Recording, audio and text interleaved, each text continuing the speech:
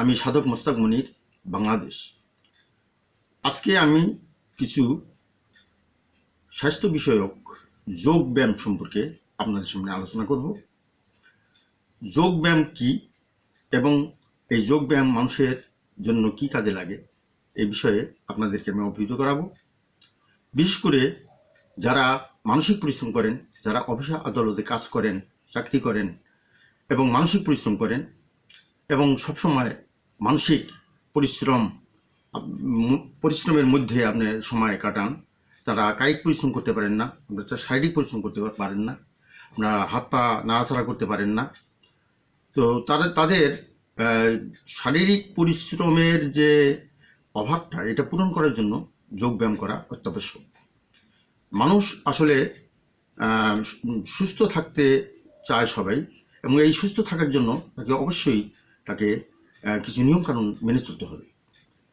যারা শ্রমিক, কৃষক, মেহনতি মানুষ, তারা কায়িক পরিশ্রম করে এবং কায়িক পরিশ্রম করার কারণে তাদেরকে আলাদা কোনো ব্যায়াম করতে হয় না বা তাদেরকে যোগ ব্যায়াম করতে হয় না, এবং তাদের এই কায়িক পরিশ্রমটা একটা ব্যায়ামের কাজ করে এবং তারা সুস্থ থাকে। পাশাপাশি যারা মানসিক পরিশ্রম করে, যারা ব্রেনের পরিশ্রম করে, যারা লেখালেখির কাজ করে, যারা কম্পিউটারে কাজ করে, যারা অফিস আদালতে কাজ করে, তাদের কায়িক পরিশ্রম কম হয়, যার জন্য তাদের শারীরিক বিভিন্ন ধরনের সমস্যা সৃষ্টি হতে পারে। তাদের বিষয়টা আমি চিন্তা করে মাথায় রেখেই আমি আজকে আমার এই বক্তব্যটা আমি আপনাদের সঙ্গে উপস্থাপন করতে যাচ্ছি। আশা করি আপনারা আমার এই বক্তব্য প্রথম থেকে শেষ পর্যন্ত শুনবেন এবং এতে আপনারা অভূতপূর্ব ফল লাভ করতে পারবেন এবং উপকার আপনারা লাভ করতে পারবেন। তো যোগ ব্যায়াম সম্পর্কে আলোচনার প্রারম্ভে আমি কয়েকটি পয়েন্ট আপনাদের সামনে উপস্থাপন করব। প্রথমত, মস্তিষ্কের ব্যায়াম। মস্তিষ্কের ব্যায়াম বলতে আপনারা হয়তো মনে করতে পারেন যে এটা আবার কি ধরনের কথা, মস্তিষ্কের আবার ব্যায়াম কিভাবে হয়। হ্যাঁ, মস্তিষ্কের ব্যায়াম আছে। আমাদের মস্তিষ্কের মধ্যে এমন কিছু অঞ্চল আছে যেখানে রক্ত সঞ্চালন ক্রিয়া ব্যাহত হয় এবং ঠিকমতো রক্ত পৌঁছে না, ওই সমস্ত কোষগুলোতে পৌঁছে না, ওই সমস্ত অঞ্চলগুলোতে পৌঁছে না। এবং এই রক্ত সঞ্চালন ক্রিয়া যে সমস্ত মস্তিষ্কের কোষগুলোতে পৌঁছে না, এটা পৌঁছানোর জন্য আমাদের যোগব্যায়াম করা উচিত। এবং এই যোগব্যায়াম করার নিয়ম হলো যে আপনি প্রতিদিন অন্তত 10 মিনিট বালিশবিহীন আপনারা শটান শুয়ে পড়বেন এবং চক্ষু বন্ধ করে থাকবেন এবং আস্তে আস্তে নিঃশ্বাস ছাড়বেন এবং নেবেন। এতে দেখবেন যে আপনার পা থেকে মাথা পর্যন্ত আপনার রক্ত সঞ্চালন ক্রিয়া ইজি হচ্ছে। আমরা অতি সহজেই রক্ত আপনার মস্তিষ্কের বিভিন্ন জায়গায় আঘাত করছে এবং সেখানে কোষগুলোতে আঘাত করছে এবং সেই ঘুমন্ত কোষগুলোকে জাগ্রত করছে এবং সেই কোষগুলোতে রক্ত সঞ্চালন ক্রিয়া আপনার সুন্দরভাবে সঞ্চালন ক্রিয়া হচ্ছে এবং এতে মস্তিষ্ক সুস্থ থাকে এবং মস্তিষ্কের কার্য ক্ষমতা বৃদ্ধি পায় এবং মস্তিষ্ক ঠান্ডা থাকে এবং তারা আরও বেশি মানসিক পরিশ্রম তারা করতে পারে এবং বিশেষ করে মানসিক সমস্যা থেকে তারা মুক্তি লাভ করে।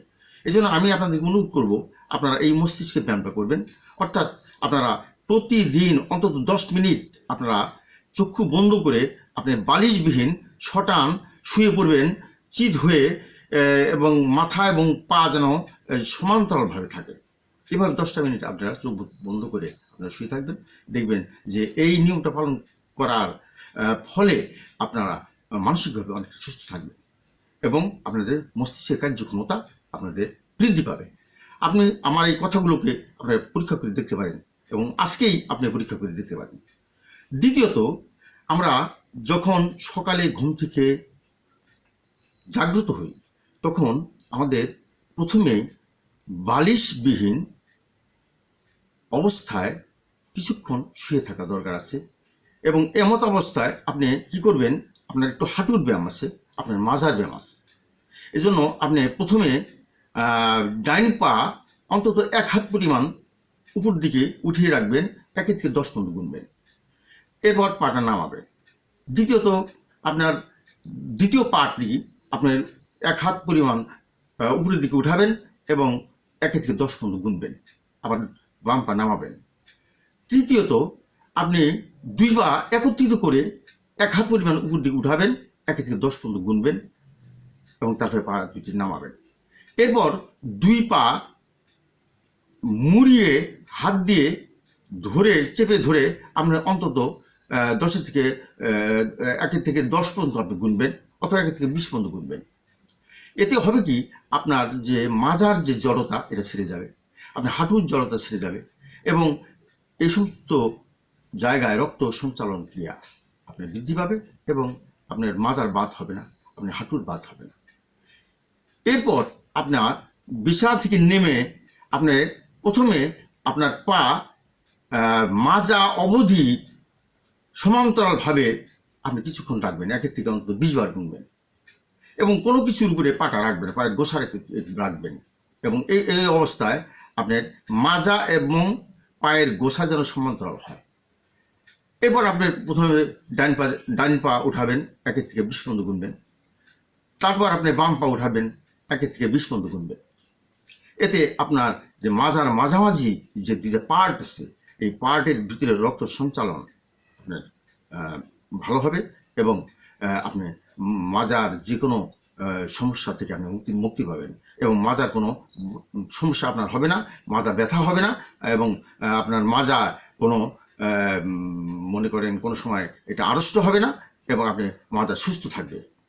আপনার বয়স যতই বাড়বে ততই দেখা যাবে যে আপনার হাঁটুর সমস্যা, আপনার মাজার সমস্যা ইত্যাদি আসতে পারে। কিন্তু আপনি এই ব্যায়ামগুলো যদি করেন তাহলে আপনি কোনো সময় আপনার মাজা বাত হবে না। আমি এই ব্যাপারে আপনাদেরকে গ্যারান্টি দিতে পারি, আপনার হাঁটুর ব্যায়াম হবে না, হাঁটুর কোনো সমস্যা হবে না, এবং হাঁটুর কোনো বাত হবে না।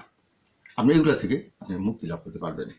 তো আমি আপনাদেরকে অতি স্বল্পতম সময়ের মধ্যে আমি কিছু যোগ ব্যায়ামের কিছু বিষয় আপনাদের সামনে উপস্থাপন করলাম, এবং আমি এর পরবর্তীতে যোগ ব্যায়াম সম্পর্কে আরও কিছু টিপস আপনাদেরকে দিব।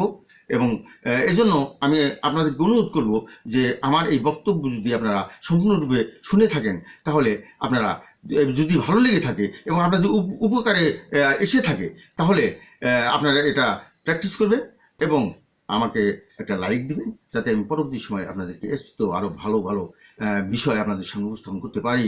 এবং আমার এই চ্যানেলটি আপনারা সাবস্ক্রাইব করে রাখবেন, যাতে আপনি পরবর্তীতে, এবং বেল আইকনটি বাজিয়ে রাখবেন, যাতে আমার পরবর্তী ভিডিওটি আপনারা পেতে পারেন। তো আপনাদেরকে অসংখ্য ধন্যবাদ। আপনারা সকলেই সুস্থ থাকুন, আপনারা সকলেই সুন্দর থাকুন, এবং দীর্ঘজীবী হন, এই প্রত্যাশা রেখে আমি আমার এই বক্তব্য এখানেই শেষ করছি। আল্লাহ হাফেজ।